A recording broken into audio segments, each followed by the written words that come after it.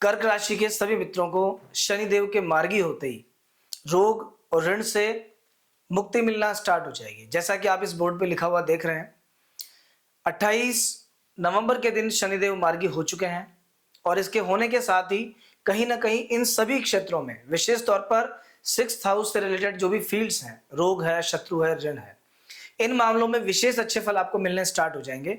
इतना ही नहीं, शनिदेव न्याय के देवता हैं, दंडाधिकारी हैं। आपकी जन्म पत्रिका में विशेष तौर पर 7th हाउस और 8th हाउस को रिप्रेजेंट करते हैं, भाग्य स्थान में विराजमान है। आपकी राशि के अनुसार जो आपकी राशि है, कर्क राशि के सभी व्यक्तियों के लिए 7वें 8वें घर को, 9वें घर को शनिदेव इफेक्ट कर रहे हैं। और इतना ही नहीं, शनि की 3 दृष्टियां होती हैं, तो कहीं ना कहीं 11th हाउस, 3rd हाउस और 6th हाउस ये भी शनिदेव से प्रभावित है। बहुत सी अच्छी चीजें आपके साथ होने वाली हैं। क्या क्या मिलेगा, क्या जाएगा, इन सब के बारे में हम चर्चा करेंगे, तो बने रहिए हमारे चैनल के साथ। और अगर आपने हमारा चैनल अभी तक सब्सक्राइब नहीं किया तो प्लीज सब्सक्राइब कर लीजिए। आइए दोस्तों, शुरू करते हैं आगे। तो देखिए, सबसे पहले किसी भी ग्रह का फल देखने से पहले देखा जाता है उसके पास है क्या।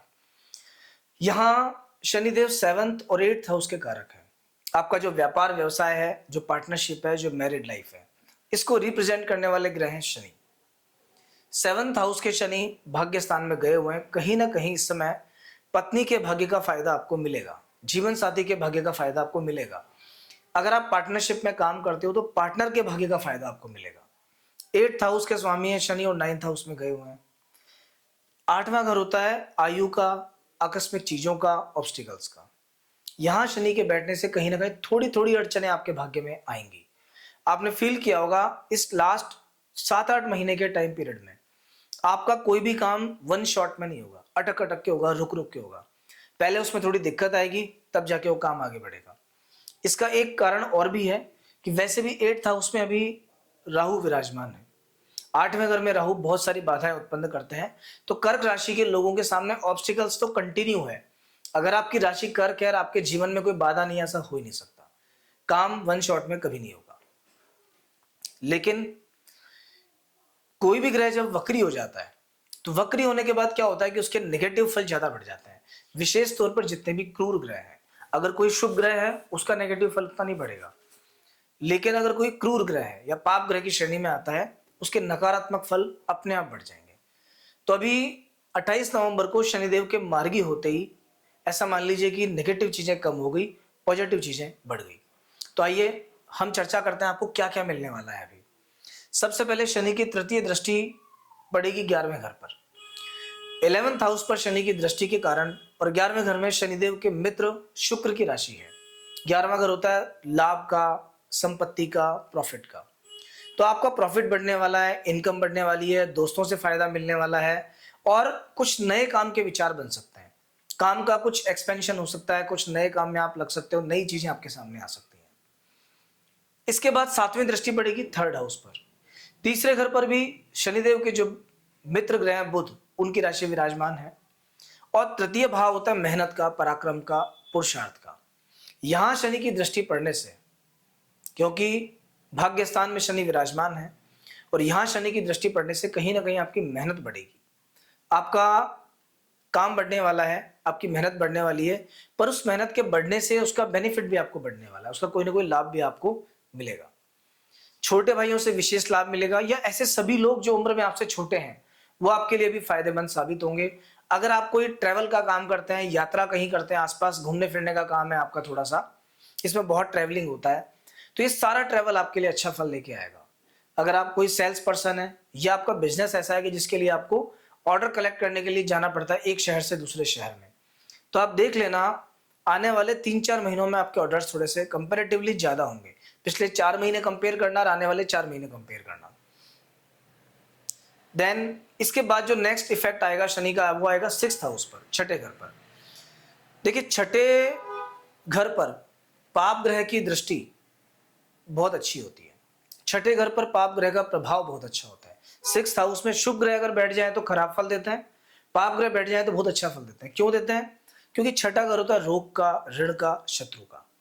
जब कोई खराब ग्रह यहां बैठेगा तो इन सब चीजों को परेशान करेगा, ये सब चीजें आपकी लाइफ से दूर करेगा, और जब देखेगा तब भी ऐसे फल देगा। शनि की दृष्टि जब इस घर पर पड़ेगी तो कहीं ना कहीं रोग को कम करेगी, शत्रु को कम करेगी और ऋण को कम करेगी। तो अगर आपके ऑफिस में बैकबाइटिंग बहुत चलती है, आस पड़ोस के लोग आपसे झगड़ा करते हैं, या किसी रिश्तेदार से आपका झगड़ा चल रहा है, कोई कोर्ट कचहरी आपकी चल रही है, कहीं से आप उम्मीद कर रहे हैं कि कुछ आपके साथ अच्छा हो जाए, तो बस अब ये शनि के मार्गी होने के बाद डे टू डे आप देखना कैसे एक के बाद एक अच्छी चीजें आपके साथ में होती हैं। किसी से पैसा उधार ले रखा है तो चुकने की नौबत आएगी। अगर आपने कहीं लोन अप्लाई कर रखा है और नहीं मिल पा रहा था, अभी मिलने की नौबत आएगी। तो कुल मिलाकर के ओवरऑल शनिदेव का ये मार्गी होना आपके लिए बहुत ही अच्छा है, बहुत अच्छे फल लेके आया है। दोस्तों, कर्क राशि को थोड़ा सा संभल के चलना पड़ेगा। अभी क्यों चलना पड़ेगा कि शनि के फल तो चलो ठीक मिल जाएंगे आपको, लेकिन राहु और बृहस्पति के फल थोड़े से गड़बड़ हो रखे हैं अभी। वैसे भी देवगुरु बृहस्पति अभी वक्री हो गए हैं, और बृहस्पति के वक्री होते ही खर्चे बढ़ जाएंगे आपके, जरा से खर्चे बढ़ने वाले होंगे। हालांकि होगा शुभ कार्य में खर्चा, लेकिन खर्चा तो खर्चा है। तो अभी बृहस्पति और राहु का कुछ उपाय करना है। डेली 5 मुट्ठी अनाज पक्षियों को डालना चालू करो।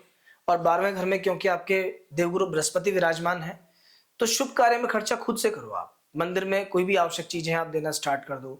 मंदिर में कोई सामान रखना है, धूप बत्ती रखनी है, घी रखना है, अपनी तरफ से महीने के महीने दे दिया करो। उस कार्य में खर्चा कर दोगे तो किसी फालतू काम में खर्चा नहीं होगा। और डेली 1 रोटी गाय को डालना स्टार्ट कर दीजिए। दोस्तों, हमारे इस चैनल पर हम मंथली, वीकली और ईयरली सभी तरह के प्रेडिक्शंस लेके आते हैं। सभी तरह की चीजें आपको देखने को मिलेंगी, लेकिन उसके लिए आपको हमसे जुड़ना पड़ेगा और इस चैनल को सब्सक्राइब करना पड़ेगा, जिससे हम आगे भी कंटिन्यू आपसे जुड़े रह सकें। और एक और महत्वपूर्ण बात आपके लिए कि अगर आपके जीवन में कोई भी प्रॉब्लम चल रही है, विवाह नहीं हो पा रहा, नौकरी नहीं लग पा रही, व्यापार जानना चाहते हैं, और आप चाहते हैं कि एक प्रॉपर गाइडेंस आपको मिले पूरी कुंडली का प्रॉपर एनालिसिस करके, तो आप हमारे इस नंबर पर संपर्क कर सकते हैं।